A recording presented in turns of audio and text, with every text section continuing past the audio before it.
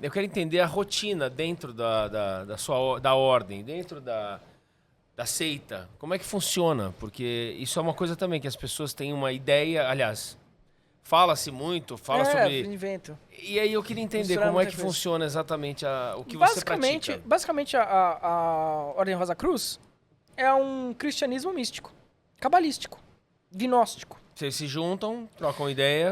Tem os rituais, as preparações. Eu não posso falar muito, mas tem as autodefesas. Por que não pode falar muito?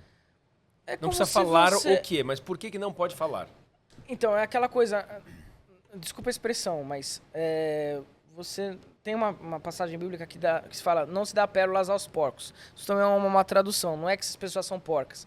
É porque elas estão num estado de consciência muito animalesco para receber uma profundidade de um conhecimento muito grande. Isso que tudo que eu falei hoje para vocês conseguem resgatar em livros de história. É história, entendi. Entende? Não é uma coisa agora tem exclusiva. coisas além que eu não posso falar em nenhum podcast. Não posso. Para quem não é irmão da casa, eu não posso falar, né? Porque são coisas que, se você fala pra pessoa na hora errada, ela às vezes não tá preparada. Por exemplo, Raul, para você atingir determinados graus, você precisa ter uma elevação da sua energia corporal, né? Por que a maçonaria, por exemplo, é puramente masculina? Porque os ritos são desenhados para o corpo energético do homem. Então, para o psicossoma masculino. Tem ordens iniciáticas para as mulheres, que não é a maçonaria. Quais são? Algumas, como exemplo.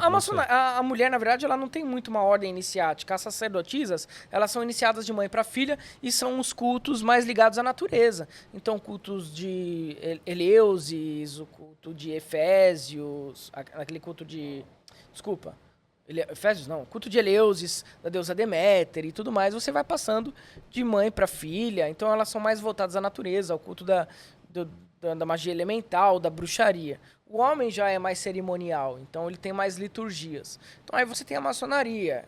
E aí tem a maçonaria feminina, mas ela não é uma loja oficial, não é oficial a maçonaria feminina. Mas pode pertencer. Mas a maçonaria, todas as elevações, eles são desenhados para os mistérios do corpo masculino para o psicossoma masculino. A mulher, ela tem o rito dela. A mulher, como ela é mais intuitiva, ela nem precisa dessas elevações. Entendi. Ela aprende com a mãe e toda mulher é uma bruxa, uma sacerdotisa natural. Entendi. Entende? O homem não. O homem, ele precisa conjecturar, ele é mais lógico, ele é mais yang. A mulher é mais yin.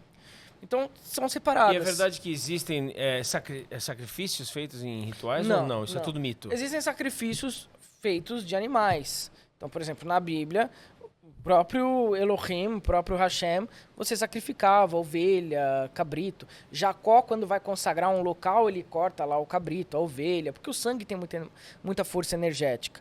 Então, praticamente a Bíblia inteira é sacrifícios de animais, né? Agora, sacrifício humano não tem nenhuma ordem iniciática, nenhuma seita. Quem faz isso está totalmente fora das leis universais. E outra coisa, está atraindo quiumba. Aí vem aquela história. Então não existem demônios? Demônios não existem. Demônio está dentro da gente, é o que você falou no começo. Existem entidades espirituais negativas, né?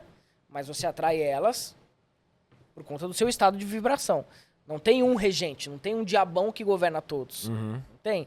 Agora, cada um vai andar com as suas próprias pernas e pelos caminhos que quiserem. Então você pode topar amanhã ou depois, graças às suas ações, com um quiumba, com um egum, com uma energia, com um espírito que vai estar ali grudado em você, porque você atrai esse tipo de energia, de frequência. Mas você não tem um regente, um cara do mal, que fica ali colocando diabos nas vidas das pessoas. As pessoas que chamam essas energias para si. E a própria palavra demônio, a etimologia dela vem do daimon, que é uma palavra de origem grega. Significa um gênio da natureza. Isso só foi transformado em demônio com a perspectiva da Igreja Católica depois da Inquisição. Então, demônio, a etimologia da palavra... Exatamente. Entendi. A palavra demônio, ela vem de daimon. Para os gregos, Sócrates tinha um daimon. Ele relata isso no livro. Que trazia para ele inspirações. Os filósofos gregos, no geral, eles eram muito ligados com as forças da natureza.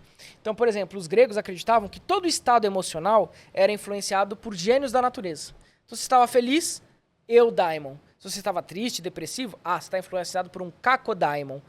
Então, é nesse sentido, gênios da natureza. Entendi. Não tem um bem ou um mal, vai depender da situação. E aí a Igreja Católica depois pega o nome daimon e demoniza, transforma em demônio.